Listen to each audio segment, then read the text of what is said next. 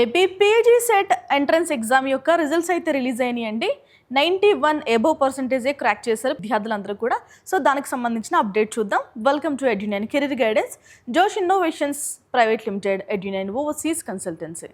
So మన ఛానల్లో ఎప్పటికప్పుడు ఎడ్యుకేషన్కి సంబంధించిన వీడియోస్ అన్నీ ఉంటాయి అండ్ ఎంట్రన్స్ ఎగ్జామ్స్కి సంబంధించి కౌన్సిలింగ్, వెబ్ ఆప్షన్స్ అన్ని రకాల వీడియోస్ అయితే అవైలబుల్గా ఉంటాయి.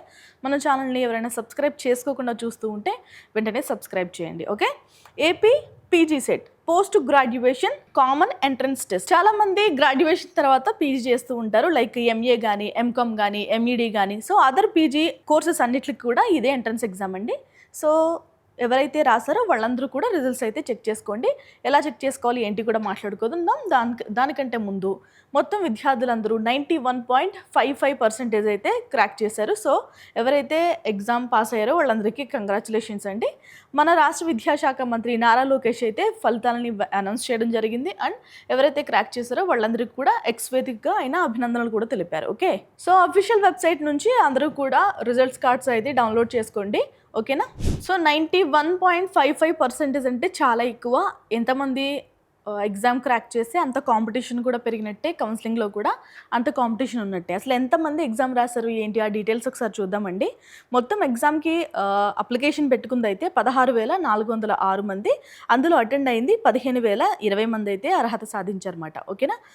ఓవరాల్గా 91.55. ఇందులో లేడీస్ వచ్చేసి 92.44, అలాగే జెంట్స్ వచ్చేసి 99.58. చాలా అద్భుతంగా సాధించారని చెప్పొచ్చు.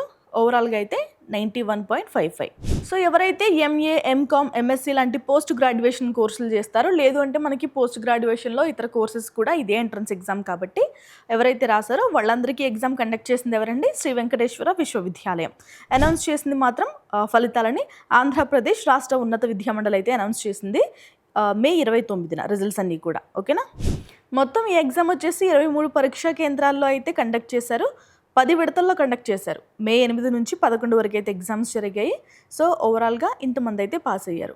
ఎవరైతే ర్యాంక్ కార్డులు ఇంకా డౌన్లోడ్ చేసుకోలేదో అఫీషియల్ వెబ్సైట్ నుంచి అయితే డౌన్లోడ్ చేసుకోండి. లేదు అంటే 9552300009కి వాట్సాప్లో మెసేజ్ చేస్తే రిజల్ట్స్ కూడా వస్తాయి. ఓకేనా.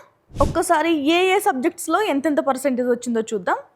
ఎడ్యుకేషన్లో 99.58, అలాగే కంప్యూటర్ సైన్స్లో 98.49, అలాగే ఇంగ్లీష్లో 98.68 సాధించారు మన విద్యార్థులు. సరే, రైట్, ఇక మిగిలిన అప్డేట్స్ చూద్దామండి.